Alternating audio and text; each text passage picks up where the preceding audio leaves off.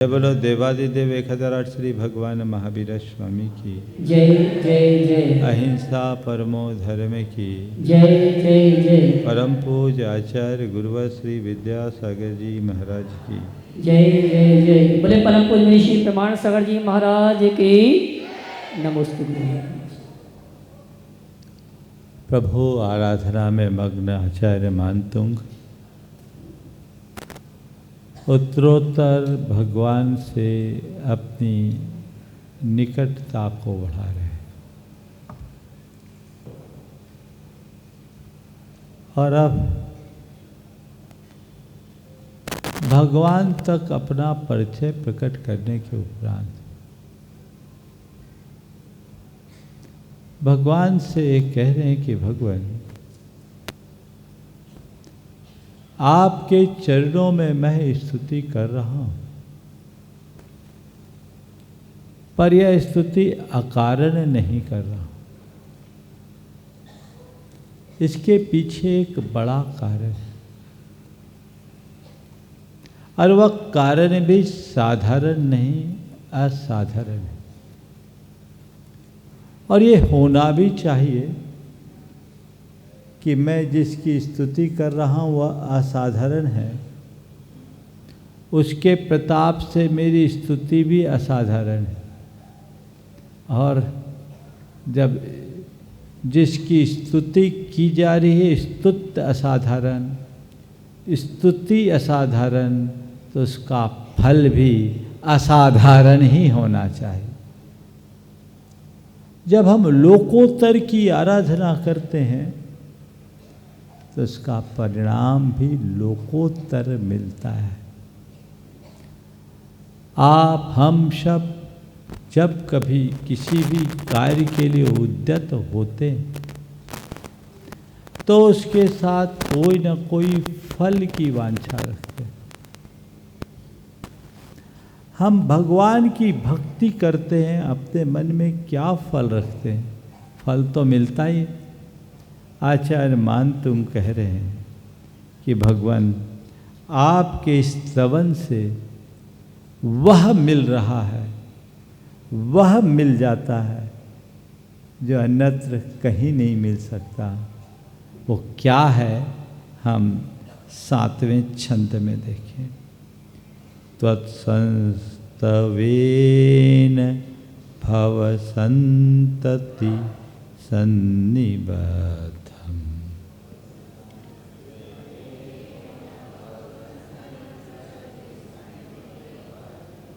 त्वत्संस्तवेन भव संतति सन्निबद्धम्।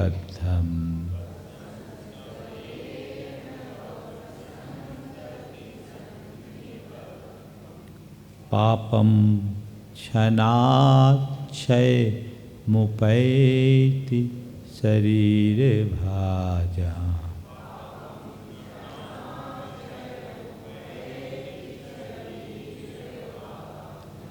पापं क्षणाक्षय मुपैति शरीर भाजा।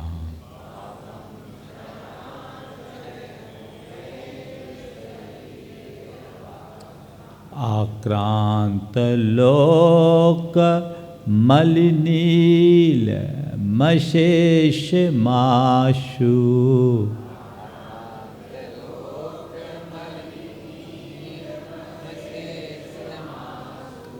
आक्रांत लोक मलिनील मशेष माशु।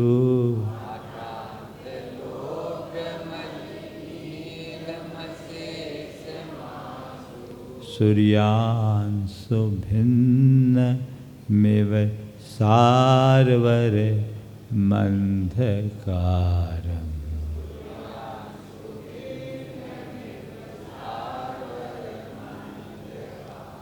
सूर्यांशु भिन्न मेव सारवर मंधकारम।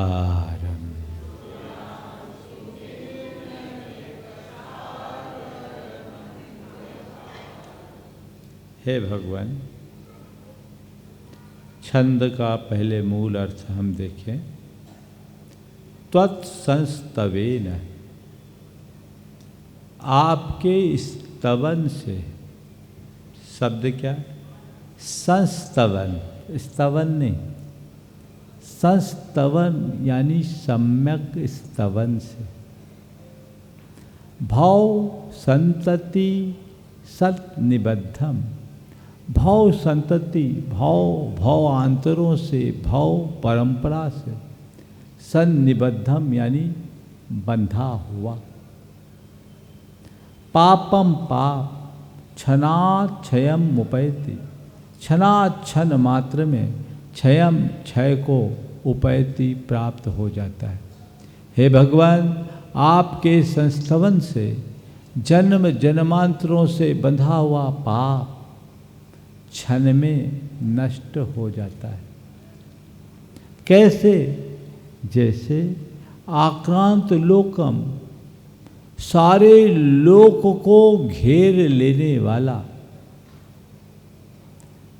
सारवर यानी रात्रि का, अंधकार अंधेरा कैसा? अली नीलम, अली यानी भौरा, भौरों के समान, नील यानी काला, गाढ़ अंधकार। कैसा अंधकार? जिसने पूरे लोक को लील लिया है, लोक को आक्रांत कर लिया, ऐसा प्रगाढ़ अंधकार। सूर्यांशु भिन्नम एव, आसु भिन्नम, शीघ्र ही, आसु यानी शीघ्र। सूर्यांशु सूर्य के किरण की तरह पल भर में भिन्न नष्ट हो जाता है। जैसे रात्रि का सघन अंधकार सूर्य की एक नन्ही किसी किरण मात्र से शीघ्र नष्ट हो जाता है, वैसे ही हे भगवान, आपके संस्तवन के प्रताप से जन्म जन्मांतरों का बंधा हुआ पाप क्षण मात्र में विनष्ट हो जाता है। ये तो इसका मूल अर्थ हुआ। लेकिन इस छंद में बहुत सा गहरा संदेश भी है। इसमें एक रूपक दिखाई पड़ता है। हम जानते हैं कि सूर्य की किरण के फूटते ही अंधेरा नष्ट हो जाता है ना? ऐसे ही यहां भगवान है सूर्य। क्या है? सूर्य। अंधेरा तो दीपक से भी नष्ट होता है, लेकिन यहाँ किसको प्रतीक बनाया? सूर्य को। क्यों? दीपक का प्रकाश सीमित क्षेत्र तक होता है और सीमित काल के लिए होता है, और दीपक कभी भी बुझ सकता है। लेकिन सूर्य का प्रकाश लोकव्यापी होता है और उसे बुझाया नहीं जा सकता, वो असीम है। तो भगवान सूर्य है और उनकी किरण है भक्ति। क्या है? भक्ति। भगवान रूपी सूर्य की जो किरण है वह है भक्ति। इस भक्ति के किरण के पड़ते ही मोह मिथ्यात रूपी पापांधकार शीघ्र विनष्ट हो जाता है। हम सब मोह की अंधेरी रात्रि में जी रहे हैं और अपने इस मोहांधकार को नष्ट करना है। तो हमारे मोहांधकार को नष्ट करने का सबसे सबल और सरल माध्यम यदि कोई है तो प्रभु भक्ति की किरण है। वो प्रकाश अंदर उद्घाटित होना चाहिए। आचार्य मानतुंग हमें अपने हृदय में उद्घाटित होने वाले उसी भक्ति की किरण का महात्मा बता रहे हैं। जिसके हृदय में भगवान की सच्ची भक्ति प्रकट हो गई, जिसके हृदय में भक्ति की किरण ज्योतित हो गई, उसके अंतरंग में मोहांधकार शेष रह ही नहीं सकता। क्योंकि दीप जलने के बाद अंधेरा हो ही नहीं सकता। यदि अंधकार है तभी भक्ति प्रकट हुई ही नहीं है। अपने अंदर उतर करके देखें, अपने आप को टटोल करके देखें कि आखिर हम हैं कहाँ। कहीं हम मोहांधकार में तो नहीं जी रहे, और फिर भी अपने आप को भक्त कह रहे हैं। तो कहते नहीं, जब लग नाता जगत का तब लो भक्ति न हो। नाता तोड़े हरि भजे भक्त कहाए सोए। जब तक दुनियादारी से लगाव है, यानी मोह भाव है, और जब तक मोह भाव है भक्ति का अभाव है।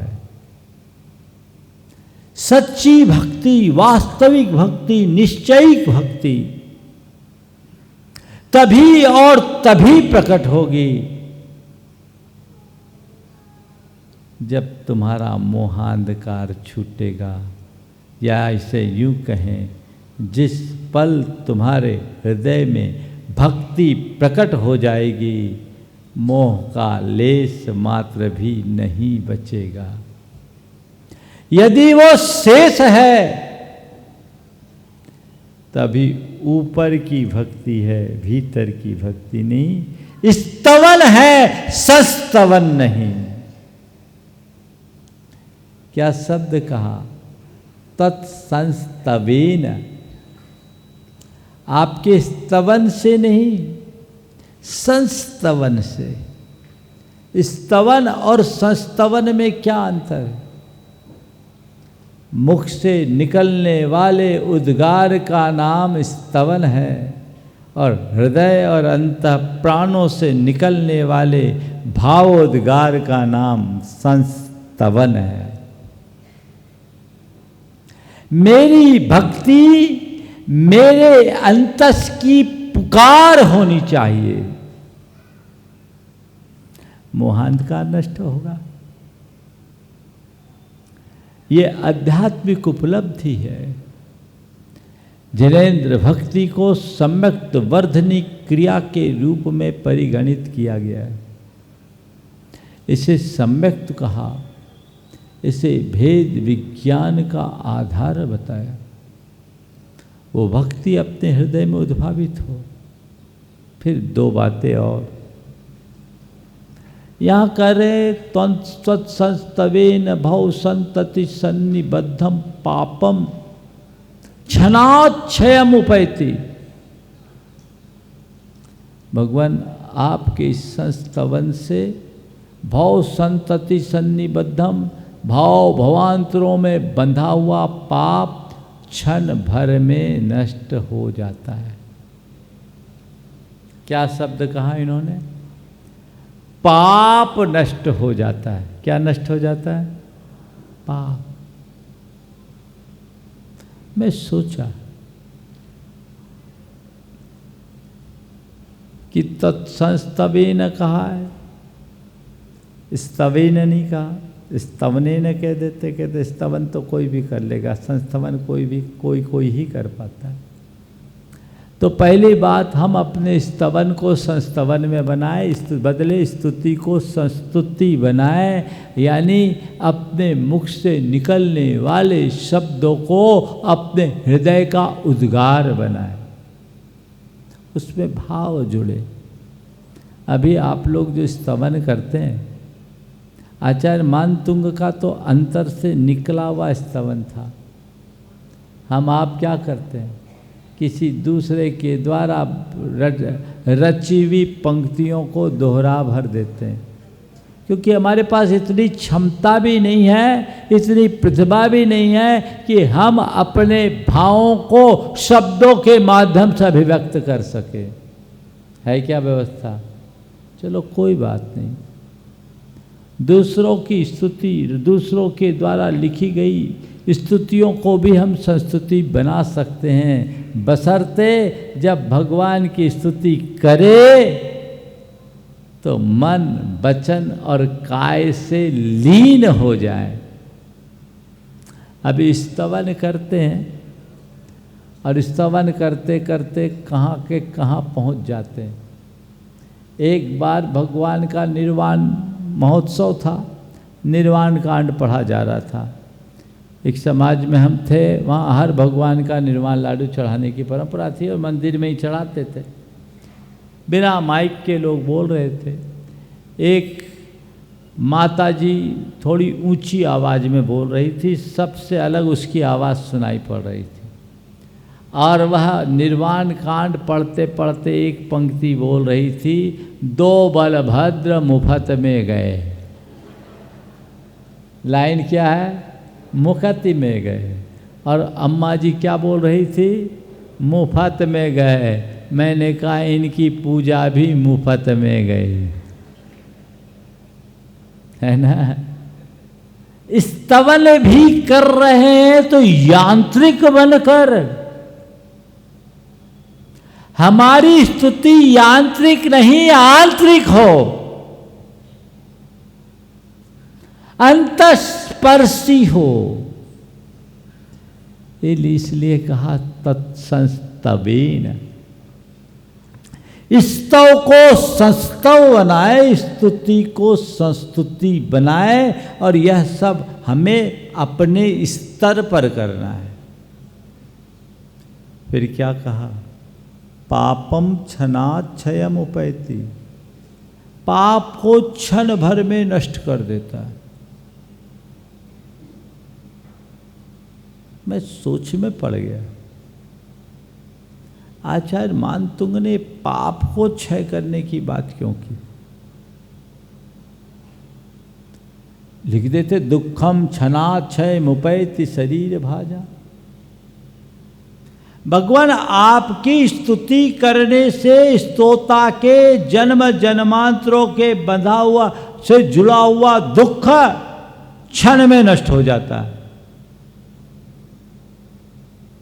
दुख क्यों नहीं कहा? कभी आपने सोचा? इसलिए नहीं कहा कि भगवान दुख को नष्ट करने की बात करते ही नहीं। दुख के मूल को नष्ट करने की बात करते हैं।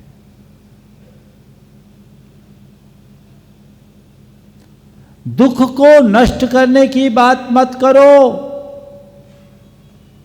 दुख के मूल को मिटाने की बात सोचो। दुख का जन्मदाता कौन है? बोलो। कर्म, पाप। तो पाप होगा तो कर्म आएगा, पाप कर्म, और पाप कर्म आएगा तो दुख आएगा। बीज बोएंगे तो फल उगेगा। अगर हम पाप के बीज बोते रहे और सोचे दुख की फसल ना आए, क्या ये संभव है? बोलो। हाँ? नहीं ना। तो दुख से मुक्त होना चाहते हो कि नहीं? हाँ? बोलो। होना चाहते हो तो क्या करना है? पाप के बीजों को नष्ट करना है। क्या करना है? पाप के बीजों को नष्ट करना है। और पाप के बीजों को नष्ट करने के लिए क्या करना है? पहले पाप के नए बीजों को बोना बंद करना है। एक तरफ तुम पाप के बीज नष्ट करते रहो और दूसरी ओर पाप के बीज बोते रहो तो काम कैसे चलेगा। एक बार एक बच्चे ने मुझसे कहा, महाराज आज हमें पाठशाला में पढ़ाया गया कि नमोकार मंत्र पढ़ने से सारे पाप नष्ट हो जाते, क्या ये सच है? छोटा सा बच्चा था 8-10 साल का, कि नमोकार मंत्र पढ़ने से सारे पाप नष्ट हो जाते हैं। आज दीदी बता रही थी, ऐसो पंच नमो यारो सब्बो पाप प्रणाशनो मंगलालम च सव्यसिम परमम होई मंगलम। महाराज ये नमोकार मंत्र से सब पाप नष्ट हो जाते, ये सब मंगलों में प्रथम मंगल है।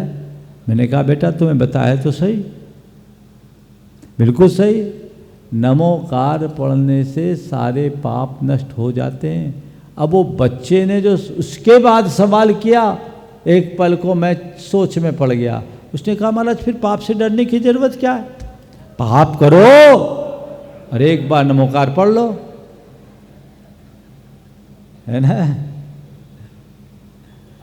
पाप करो और एक बार नमोकार पढ़ लो। मैंने कहा बेटा नमोकार पढ़ने से पाप तो कटता है, लेकिन हम लोग जितनी देर नमोकार पढ़ते उससे कई गुना दूसरा काम करते हैं, तो जितना पाप हम काटते हैं उससे ज़्यादा पाप बांध लेते हैं।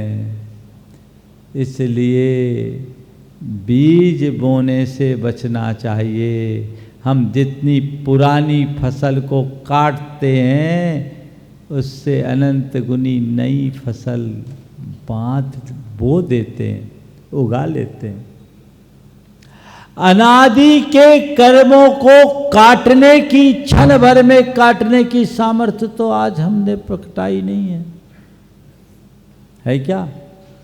कि भव संतति सन्निबद्धम, अनादि से परंपरागत क्रम से बधे हुए कर्म को पापम क्षणाक्षयम उपैति।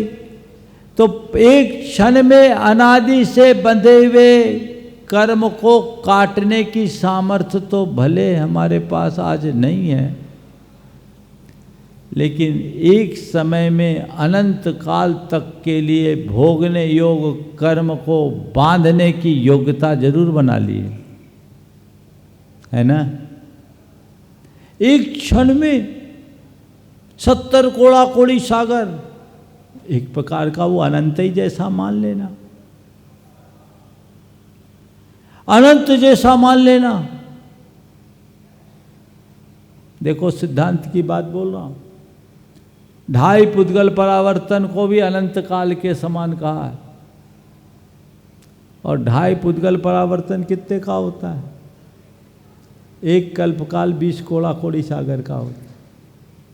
पुद्गल परावर्तन तो बहुत बड़ा होता है। तो ऐसे 70 कोड़ा कोड़ी सागर भी एक प्रकार से अनंत काल जैसा है।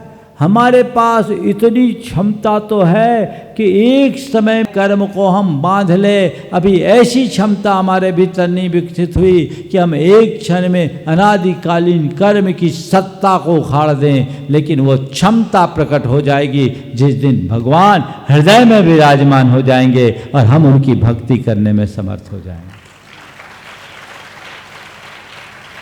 आचार्य मान तुम कह रहे हो, तत्संस्तवेन भव संतति सन्निबद्धम पापम क्षणाक्षयमुपैति।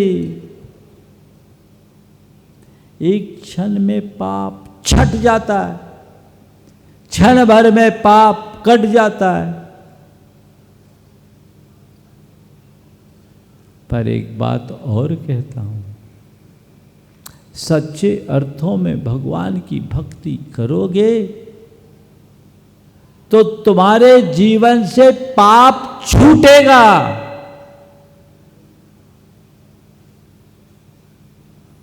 क्योंकि जो सच्चा भगवान का भगत होगा वो पापी हो ही नहीं सकता। जन्म जन्मांतरों के संस्कार पाप के बने हों और तुम्हारे हृदय में भगवान के प्रति सच्ची भक्ति या श्रद्धा प्रकट हो गई तो एक पल में सारे संस्कार बदल जाते हैं और व्यक्ति पापी से धर्मी बन जाता है। पाप कटे इसलिए तो तुमने खूब भक्ति की है, अब पाप छूटे इस भाव से भगवान की भक्ति करो, जीवन का उद्धार होगा। भक्ति कर रहे हो फिर भी पापों में रत हो, यानी तुम दुखों का बीज बो रहे हो, फल तो भोगना ही पड़ेगा।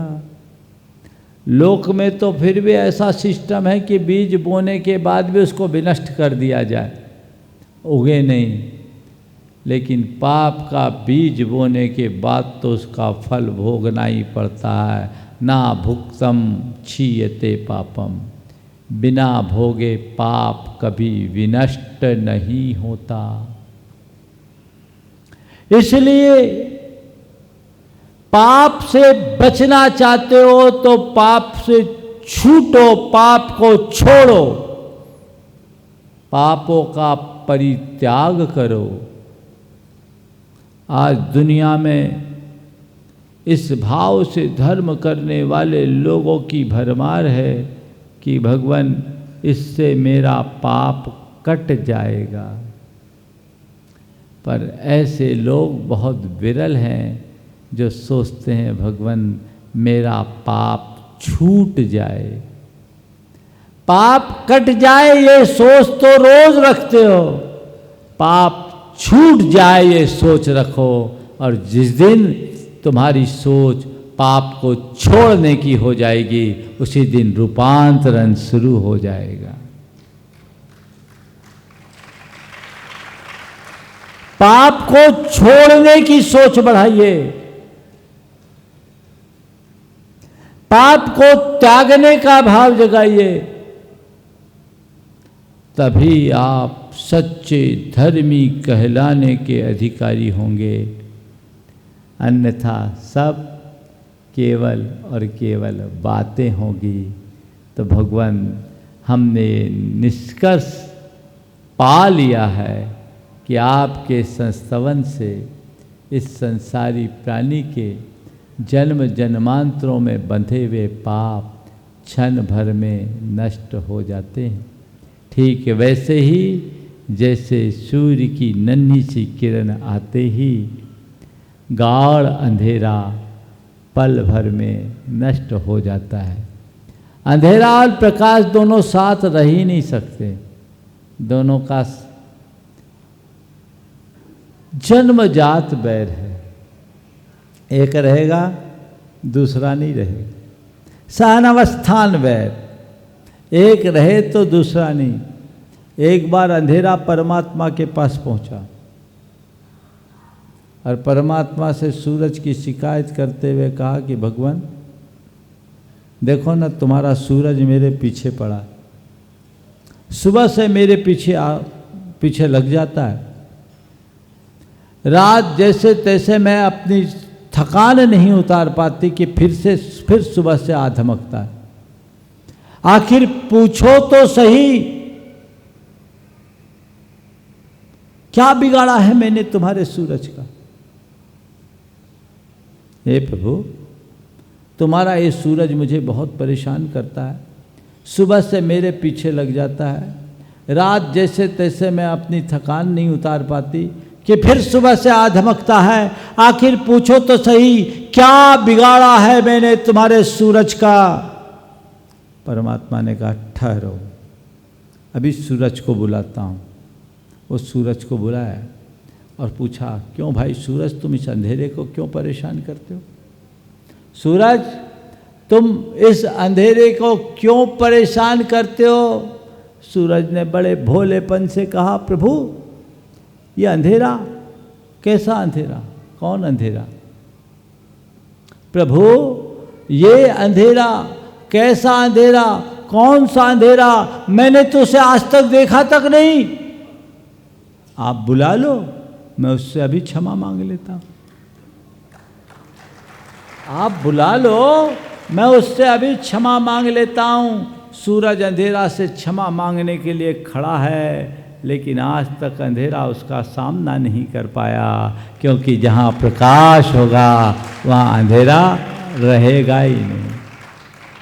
अंदर वो प्रकाश उद्घाटित हो, मोहांधकार नष्ट होगा, अंतरंग में सच्चा प्रकाश उद्घाटित होगा,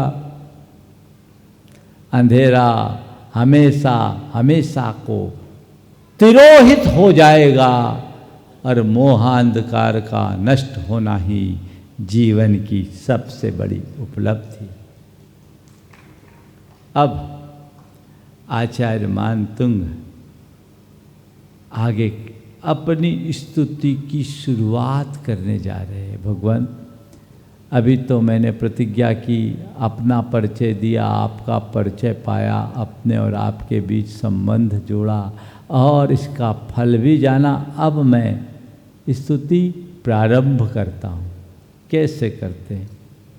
मत्वेति नाथ तव संस्तवनम मयेद।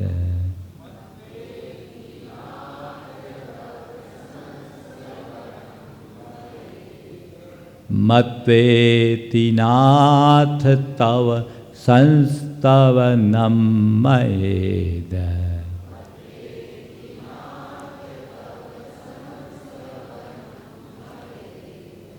पापम क्षणाक्षयमुपैति मत्वेति नाथ तव संस्तवनम मयेद।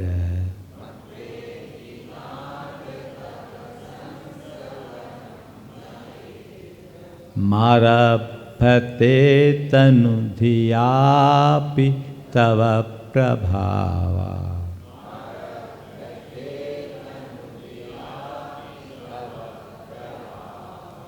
चेतो हरेष्यति सतां नलिनी दलेषु।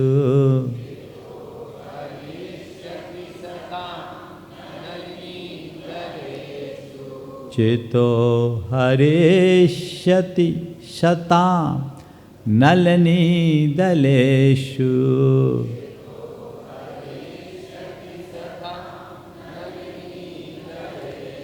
मुक्ता फलद्युतिमुपैति ननोद बिन्दुः।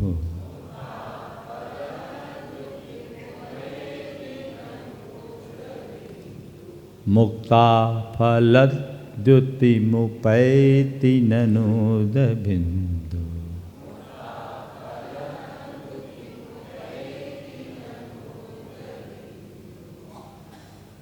हे भगवान, मत्वा मत्वेति इति मत्वा, ऐसा मानकर। कैसा मानकर? ऊपर के 7 छंदों में मैंने जो कहा, क्या मानकर? आप जगत में उद्योत को फैलाने वाले हो, उद्योतक हो। आप दलित पाप तमोबितानम, पाप के विस्तार को नष्ट करने वाले हो। आप भव सागर में डूबने वालों को के तारनहार हो। आप सुर गुरुओं के द्वारा बड़े बड़े स्तवनों से स्तवन किए जाने योग्य हो। आपके नाम स्मरण मात्र से पल भर में भव भवांतरों का कर्म नष्ट, पाप छूट जाने वाला है। ऐसे आप हो और मैं बुद्धिहीन हूँ, शक्तिहीन हूँ, लज्जाहीन हूँ। बालक की तरह अपने जल में प्रतिबिंबित हृदय, चंद्रमा की तरह अपने हृदय में प्रतिबिंबित आपको पकड़ने वाला हूँ।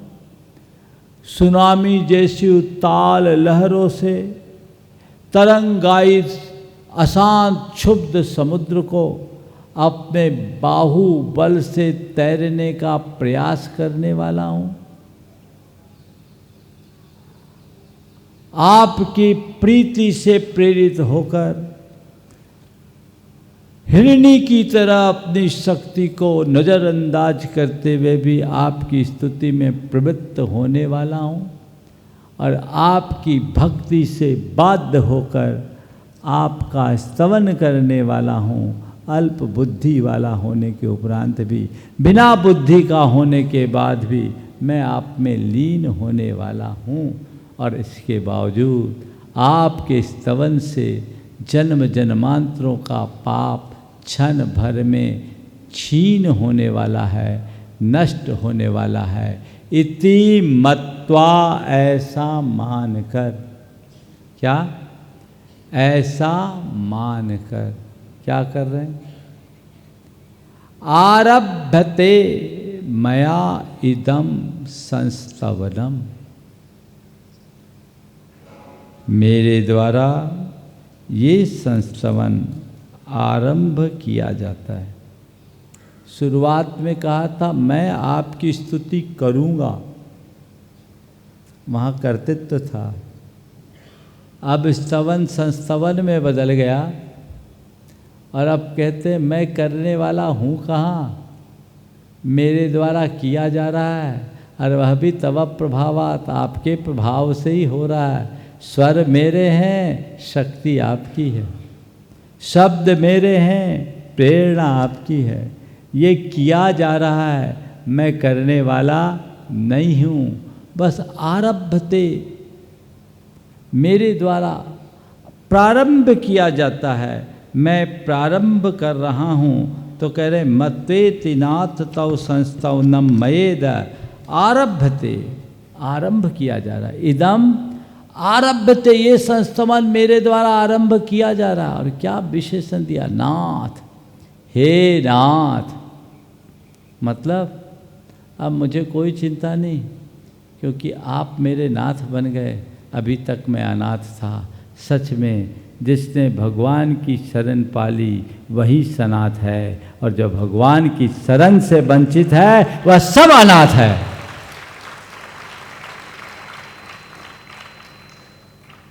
भगवान की शरण से जो वंचित है वह अनाथ। प्रभु अब मैंने जान लिया, मान लिया, आप मेरे नाथ हो और अब मेरे द्वारा ये स्तवन प्रारंभ किया जा रहा है। और फिर क्या कह रहे हैं, मुझे विश्वास है मेरे द्वारा ये रचित ये स्तोत्र सताम चेतो हरिष्यति, सत्पुरुषों के चित्त को हरेगा, उनके हृदय में आनंद को भरेगा। क्यों? ललनी दलेषु मुक्ता फलम द्युतमुपैति ननु ऊद बिंदु, ननु क्या, ऊद बिंदु पानी की बूंद, नलनी दलेषु कमल के पत्तों पर पड़ने से मुक्ता फल द्युतिम उपैति, मुक्ता फल यानी मोती जैसी कांति को प्राप्त नहीं करते, करती है। ये क्या करती है? मोती जैसी कांति को प्राप्त कर लेते। पानी की बूंद मोती जैसी दिखने लगती। कभी देखा है? जाके देखो किसी तालाब में, कमल का पत्ता हो और कमल के पत्ते पर पानी की बूंद हो जाए तो उसकी चमक मोती जैसी हो जाती है। प्रभु आप तो कमल के पत्ते के समान हो और मेरे मुख से निकलने वाली स्तुति, ये उद्गार केवल पानी की बूंद है, लेकिन आप जैसे परमात्मा के कमल पत्र का आश्रय पाकर मेरे ये शब्द स्तुति रूप मोती बनते जा रहे हैं और मेरा जीवन धन्य हो रहा है। इसमें मेरा अपना कुछ नहीं है। यह सब क्या है? तव प्रभाव, आपका ही प्रभाव है। बूंद मोती बन जाए, इसमें बूंद की बड़ाई नहीं, ये तो कमल दल का कमल पत्र का चमत्कार है। मैं स्तुति कर रहा हूं, मेरे शब्द स्तोत्र का रूप ले ले, इसमें मेरी अपनी कोई कुशलता नहीं, ये आपका प्रभाव है। मैथिली शरण गुप्त ने बड़ी सार्थक पंक्ति लिखी कि राम तुम्हारा चरित्र स्वयं ही काव्य है। राम तुम्हारा चरित्र स्वयं ही काव्य है, कोई कवि बन जाए सहज संभाव्य है। क्या बोला, समझ में आया कि नहीं? राम तुम्हारा चरित्र स्वयं ही काव्य है, कोई कवि बन जाए सहज संभाव्य है। प्रभु मैं जो बोल रहा हूँ आपका गुणगान बन रहा है, लेकिन इस गुणगान में मैं तो केवल निमित्त मात्र हूँ, असल में प्रभाव तो आपका है जो मेरे हृदय से भक्ति की धारा को उद्घाटित कर रहे। ये आपका प्रभाव है, मेरा प्रभाव कुछ भी नहीं, इसमें मेरा अपना कुछ भी नहीं है। इसलिए हे प्रभु, अब मैं इस संस्तवन का, इस स्तोत्र का आरंभ करता हूँ, क्योंकि अब मैं पूरी तरह आपका हो गया हूँ, आपके प्रति समर्पित हो गया हूँ। अभी तक मैं अनाथ था, आपने मुझे सनाथ बना दिया है, और उसी सनाथत्व की अनुभूति के साथ अब मैं इस स्तवन के लिए अपने आप को तैयार कर लिया। मैंने मान लिया। देखो, मानना, मनाना, मनवाना और मान जाना क्या है? 4 शब्द हैं। मानना, मनाना, मनवाना और मान जाना। भगवान मैंने मान लिया कि यही सत्य है। अर्थ से यथार्थ की ओर जा रहे। ये मानने की बात, जो है उसे सहज रूप से स्वीकार कर लेना, मानना है। तो भगवान की बात को तो केवल मानना है। मनाना उसको पड़ता है जो रूठता हो। भगवान तो कभी रूठते नहीं, तो भगवान आपको मनाने की तो कोई बात ही नहीं। हम ही आपको मान लिए, आपकी मान लिए तो काम खत्म। और जो आपको मानता वो आपकी भी मानता है, जो आपकी नहीं मानता वो आपको नहीं मानता। समझ में आई कि नहीं आई बात? जो आपको मानता है वो आपकी भी मानता है, और जो आपकी नहीं मानता वो आपको भी नहीं मानता। बोलो, भगवान पसंद है कि नहीं? हाँ, थोड़ा जोर से बोलना है। भगवान पसंद है, और जो भगवान को नापसंद है वो पसंद है? बोलो, कहते हो भगवान पसंद है, भगवान को पसंद करने की बात करते हो, लगे उसके पीछे रहते हो जो भगवान को नापसंद है। तो अब बोलो, भगवान तुम्हें पसंद करेंगे? बोलो। हाँ, जो तुम्हें प्रेम करता हो और हमेशा उसके साथ रहता है जिसको तुम नहीं चाहते, तो तुम उसको चाहोगे क्या? बोलो। तो हमें भगवान से प्रेम है और लगे उसके पीछे जो भगवान का बैरी है, तो भगवान कहते मेरा है ही नहीं, उसका है, जा वहीं रहा है, कोई काम का नहीं। तो भगवान को मानने वाले भगवान की मानो, तभी तुम भगवान को मानने वाले कहलाओगे। जो आपको माने, आपकी ना माने, वो आपका है ही नहीं, ये मान जाओ। तो मानना, मनाना रूठे को होता है, तो भगवान तो कभी रूठते नहीं। पर तुम्हारे जिंदगी में कोई रूठ जाए तो उसे मनाने में चूका मत करो, क्योंकि मानने और मनाने में ही जिंदगी का मज़ा है। विनम्र आदमी किसी को मनाने में विलंब नहीं करता, और अहंकारी कभी किसी की मानने को राजी नहीं होता। अगर अपने आप अपने भीतर विनम्रता को उद्घाटित करना चाहते हो तो मानना सीखो, और कोई रूठ जाए तो मनाने में कोई कमी मत रखो। अरे मैं क्यों बोलूँ, गलती उसकी है। अरे गलती चाहे किसी की हो, पर ये रूठना मनाना गलत है। वो रूठ गया, मैं मना लेता हूँ, क्या फर्क पड़ता है। हमें साथ रहना, मनवाना तीसरे लेवल की बात है। कुछ लोग हैं जो मानते नहीं, अपनी बात मनवाना चाहते हैं। जो मैंने कह दिया बस वही करना। ये मनवाने की प्रवृत्ति भी ठीक नहीं, ये अहंकार की परिणति, इससे बचिए। मनवाने की प्रवृत्ति से बचो। और सबसे अच्छा क्या है, कुछ हो जाए, सामने वाला न माने, तुम मान जाओ, जीवन का आनंद है। तो आचार्य मान तू कह रहे मत्वेति, मैं मान कर, क्यों ये सब जान लिया। जानने के बाद मानने में देर नहीं लगती। जो जान जाते हैं और पल में मान जाते हैं, लेकिन कुछ लोग ऐसे हैं न जानते हैं न मानते हैं, केवल तानते हैं। ये तानने की आदत छोड़िए, मानने की बात कीजिए। तो आचार्य मान तुंग ने कहा मैंने मान लिया, और मान करके ही अब मेरे द्वारा ये स्तुति प्रारंभ की जाती है। मुझे पता है कि मेरी सामर्थ्य कितनी है। मैं तनुधियापि, अल्प बुद्धि वाला होकर, पहले तो कह रहे थे बुद्ध्याबुनापि, लेकिन जब मैंने सच्चाई को जान लिया तो थोड़ी थोड़ी बुद्धि प्रकट हो गई, अल्प बुद्धि वाला हो गया, और अंत तक भगवान की तरह महाबुद्धि को प्राप्त कर लेंगे, महाबोधि को प्राप्त कर लेंगे। हम सबके जीवन में वही बोधित्व की अभिव्यक्ति हो, इस भाव के साथ समय आप सबका पूर्ण हो गया।